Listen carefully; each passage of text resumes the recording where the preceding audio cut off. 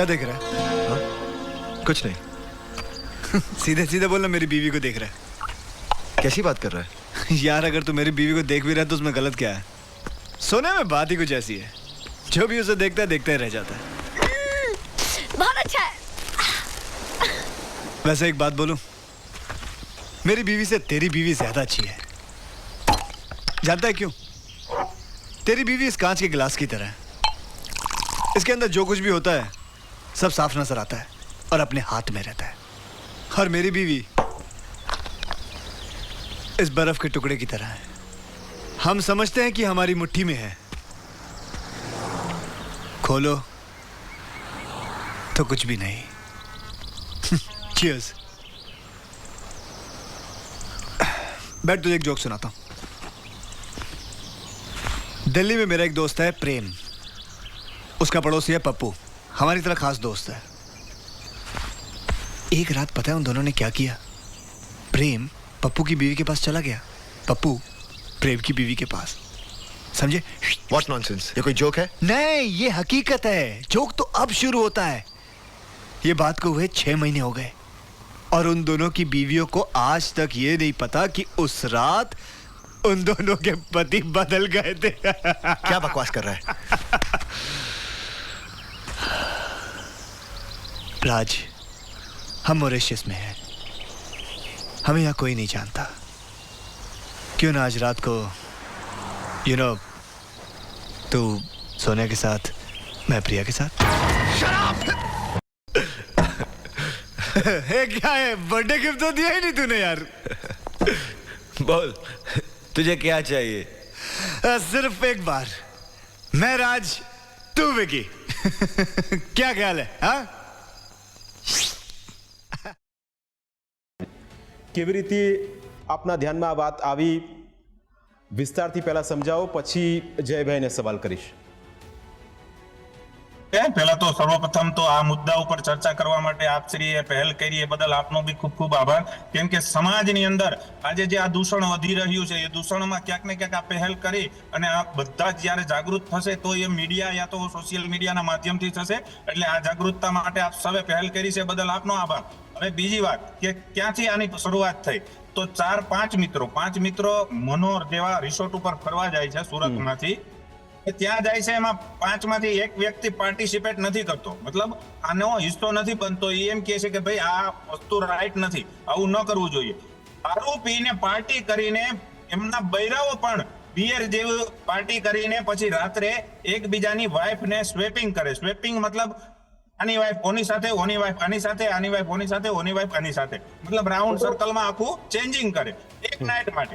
તો આ છે એ આપણી સંસ્કૃતિ, આપણી સભ્યતા અને આપણા ઉપર એક લાંછન કલંક લગાવે એવી એક મોટી પ્રવૃત્તિ, ખરાબ પ્રવૃત્તિ છે. આને રોકવા માટેના પ્રયાસો થાય એ માટે મેં સોશિયલ મીડિયામાં આની પહેલ કરી હતી અને આ ધંધો ઉજાગર કર્યો હતો કે આ એક ખરાબ અને ખોટી પ્રવૃત્તિ છે જે આપણા કલ્ચર માટે યોગ્ય ક્યારેય નથી.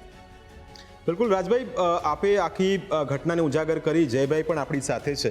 જયભાઈ, આપની પાસેથી સમજવું છે, રાજભાઈએ પહેલ કરી, આપના વિડીયો પણ સોશિયલ મીડિયામાં જોયા, ખૂબ લોકો એની ચર્ચા કરી રહ્યા છે.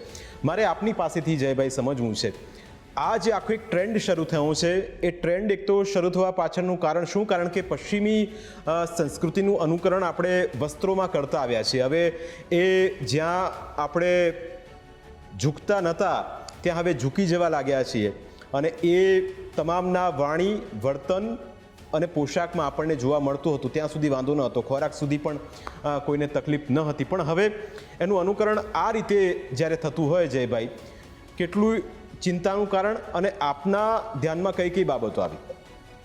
બિલકુલ ચિંતાનો વિષય કહેવાય. અને આ દૂષણ શરૂ થવાનું કારણ તો આ દૂષણ શરૂ થવાનું કારણ છે ને પરિવાર છે, મા બાપ છે, ઘરના વડીલો છે. મોડર્નતાના નામે આપેલી પરિવારે છૂટ છે, સમાજે આપેલી છૂટ છે.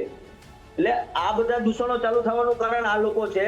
તમે ઘરમાં જ ધ્યાન નથી આપતા, તમે મોડર્નતાના નામે, પશ્ચિમી સંસ્કૃતિના નામે એટલી હદે છૂટ આપેલી છે કે જે દેશમાં નારી બુરખામાં હોય કે સાડીમાં હોય પૂજનીય ગણાય, જગદંબા સ્વરૂપ ગણાય, બરોબર, એ નારીને આજે સ્વેપિંગ એટલે કે શું કહેવાય, અત્યાર સુધી આપણે સાંભળેલું હતું કે ક્રેડિટ કાર્ડ સ્વેપિંગ થાય, હવે તો ધર્મપત્નીનું સ્વેપિંગ કઈ હદે કઈ હદે સંસ્કૃતિ અને સભ્યતાની ધજિયા ઉડી રહી છે, અને છતાં બી દુઃખની વાત તો એ છે કે સમાજના કહેવાતા આગેવાનો ચૂપ છે.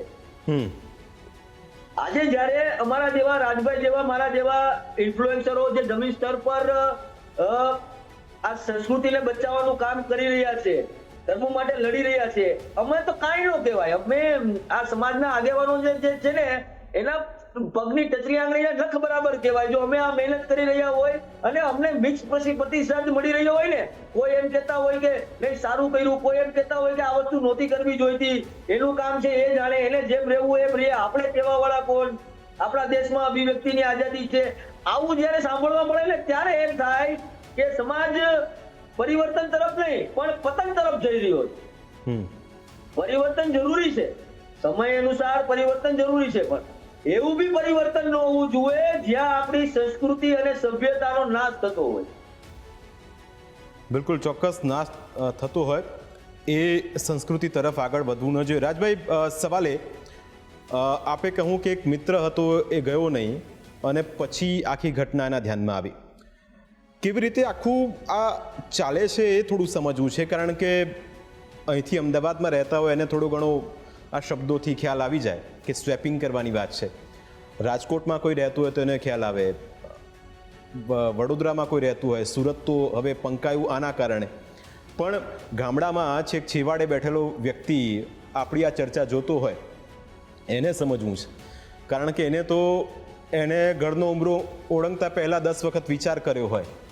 આઝાદી ચોક્કસ, જયભાઈએ કહ્યું કે તમામ લોકો એમ કહે કે અભિવ્યક્તિની આઝાદી છે, પણ આ આઝાદી કેવી રીતે ચાલે છે એ થોડું સરળ ભાષામાં રાજભાઈ આપની પાસેથી સમજવું છે. આઝાદી છે ને એ કેવી રીતે ચાલે છે કે રહીશ બાપની ઓલાદો છે આ જે છે ને, બરાબર છે. આજે રહીશ બાપ એટલે કે પપ્પાની કમાણીના પૈસા હોય, 2-5 વર્ષથી આ મેરેજ થયા હોય, 88માં ઉડતા હોય, કામ ધંધો કઈ કરવો હોય એને ફાવતા ના હોય, એટલે એની 88 ને પોતાની સંતુષ્ટિ ને કહીએ ને પોતાની સંતુષ્ટિ બુજાવવા માટે આપણે રેપિસ્ટોને ઘણી બધી વાર આપણે ચર્ચામાં લઈએ, પણ આને એક રેપિસ્ટ જ કહેવાય.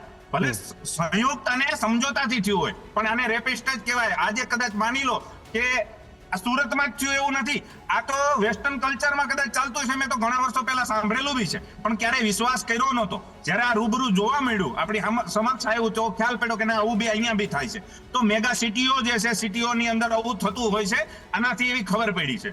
અને 100% એક ખાલી આ 4 કપલની વાત નથી, આ તો હરેક સમાજની અને હરેક વ્યક્તિની અને હરેક સિટીની વાત છે કે આવા જે કામ થતા હશે તો એક બિલકુલ યોગ્ય નથી, આ સમાજ માટે યોગ્ય નથી, આ સભ્યતા માટે યોગ્ય નથી, અને આપણા કલ્ચર તો આને ક્યારેય એક્સેપ્ટ ના કરે. એટલે મારો કહેવાનો સીધો મતલબ એટલો જ છે કે આજનું જે યુવા ધન છે એને એટલું બધું ફ્રીડમ ન મળવું જોઈએ જેટલું ફ્રીડમ મળ્યું છે. ઘરેથી પણ એટલું ધ્યાન રાખવું જોઈએ કે આપણી પ્રજા છે ક્યાં ફરે છે, ક્યાં હરે છે, કોની હારે બેસે છે, કેવા ધંધા કરે છે. હરેક પ્રોબ્લેમ, બહુ બધી પ્રોબ્લેમો વધી ગઈ છે. આજે કોલેજિયનને જોઈએ તો ડ્રગ્સ, દારૂ અને એવા રવાડે ચડી છે. ખાલી બોયસ જ નહીં, ગર્લ્સ પણ ગાંજા ફૂકે છે, બરાબર છે. એટલે આ બધી પ્રવૃત્તિ ઉપર ક્યાંક ને ક્યાંક રોક લગાવવી જોઈએ. રાજભાઈ, પણ આમાંથી 4માંથી કોઈ વ્યક્તિ તમને એમ કે ભાઈ રાજભાઈ તમારે શું, મારે આ કરવું છે, તમને શું તકલીફ પડે છે, પછી સવાલ એ ઉઠશે તમારા પર જ કે કંઈ પુરાવા હોય તો રજૂ કરો. એટલે આ બધું એવા સવાલો પણ ઊભા થયા હશે. The goal is for us to get those partnerships done so we can get it to the sampling stage and then the production stage. પણ ઊભા થયા હશે. થયા નહીં, થયા જ છે. કોમેન્ટો વાંચજો, મારામાં તો એટલી બધી કોમેન્ટો ઠીક છે, પણ જેને મીડિયામાં ચડાવ્યો મારો વિડીયો એમાં બી એવી કોમેન્ટો છે, ઘણી કોમેન્ટો એવી છે કે પર્સનલ મેટર છે એની. ભાઈ એની પર્સનલ મેટર નથી, આ સમાજની અંદર દૂષણ ફેલાવવાની વાત છે. એનું પર્સનલ હોય તો આવી રીતે વાયરલ થયું, યા તો ખબર પડી, એકને ખબર પડી, બીજાને 5મા વ્યક્તિએ મને કીધું છે, મને કીધું એમ છઠ્ઠાને કહેશે. સમાજની અંદર આ દૂષણ ફેલાશે તો યુવાધન આજનું આવનારી પેઢી શીખશે શું? બરાબર. આ તો એક ઝેર છે, જે મીઠું ઝેર કહેવાય, જે ધીમે ધીમે પોઈઝનની જેમ વધતું જશે. અને આજે આ ઘરમાં છે, કાલે વધતા બધા જ ઘરની અંદર આવી એક અલગ પ્રકારની પ્રવૃત્તિ ફેલાશે જે ન ફેલાવી જોઈએ. ચાહે મને કેટલા લોકોએ એમ કીધું કે એમાં તમારે શું. જો હું એવું છત્રપતિ શિવાજી મહારાજે એવું વિચાર્યું હોત કે આપણે યુદ્ધ જ નથી કરવું, લડવું જ નથી, તો સ્વરાજની સ્થાપનાના સપના જોવા જ નકામા હતા. એમ કોકને ને કોકને તો પહેલ કરવી પડે બોલવા માટે. સમાજના અગ્રણીઓ કદાચ ચૂપ રહી શકે, કોઈ પણ ચૂપ રહી શકે, પણ મારા જેવો સનાતની વ્યક્તિ ચૂપ રહે તો મારા માટે આ યોગ્ય નહોતું, એટલે હું બોલ્યો છું અને ડંકાની ચોટ ઉપર બોલ્યો છું. અને હજી કહું છું, સંસ્કૃતિને નીણની જેમ વાઢવા વાળા લોકો સામે કાયમ બોલતો રહીશ. બિલકુલ જયભાઈ, આપ પણ બોલ્યા છો અને આપે પણ અવાજ ઉઠાવ્યો છે. હવે તમે સમજો કે આપણે વાતો કરતા હતા કે ભાઈ આ રીતનું છે, અને જ્યારે ચર્ચા સમાજની અંદર પણ થતી હશે, આપણા ત્યાં તો એવું કહેવાય કે કોઈક છોકરી કોઈની સાથે જોવા મળે, કદાચ એનો મિત્ર જ હોય, તો પણ એની સામે સવાલો ઊભા થતા હોય. તો આપને લાગે છે કે સુખી સંપન્ન પરિવારના લોકો કે જેમને મોજ શોખ, જેમ રાજભાઈએ કહ્યું કે એમના માટે મોજ શોખ એ એમના માટે એક અલગ પ્રકારની ખુશી છે, એટલે આ પણ એક અલગ પ્રકારની ખુશી એમને મળતી હશે જયભાઈ? એમના માટે કદાચ મળતી હશે, એટલા માટે એ લોકો આવું કરે છે, પણ મારી વિચારધારા પ્રમાણે આ વસ્તુ ન હોવી જોઈએ. અને આ છે ને, આ એક સિટીમાં નથી, આ એક સમાજમાં નથી. કોઈ એમ કહેતું હોય કે અમારા સમાજમાં નથી કે અમારા સમાજમાં નથી, તે ભૂલી જવાનું. આવા દૂષણો હરેક સમાજમાં છે. બધાની કેવી કહેવાય કે ડેફિનેશન અલગ અલગ પ્રકારના હોય છે. અહીંયા સ્વેપિંગ થયું તો કોઈ જગ્યાએ એવું થાય છે કે પરિવારના લોકો, બરોબર, આવું ઘણું બધું હરેક સમાજોમાં છે. સાંભળેલી વાતો કોઈ દિવસ ખોટી ના હોઈ શકે. પછી એવું પણ સાંભળેલું છે, મોટા મોટા સિટીમાં અમદાવાદ છે, મોરબી છે, રાજકોટ છે, ડોક્ટરોના ગ્રુપ છે, એ લોકો અંદર વાઇફ સ્વેપિંગના કામ કરે છે. ઉદ્યોગપતિઓના ગ્રુપ છે, એ લોકો આવું કરે છે. પછી યંગસ્ટરોના આવા ગ્રુપ છે જે ગર્લફ્રેન્ડ સ્વેપિંગના કામ કરે છે. એટલે આ તો કહેવાય ને કે મોડર્નતાના નામે, મેં કીધું ને એમ કે મોડર્નતાના નામે સભ્યતા અને સંસ્કૃતિને નષ્ટ કરવાનું કામ છે. અને જ્યાં સુધી આની સામે અવાજ નહીં ઉઠાવીએ ને, આને આપણે અભિવ્યક્તિની આઝાદી ગણીશું ને, તો આવનારા સમયમાં પતન થઈ જશે.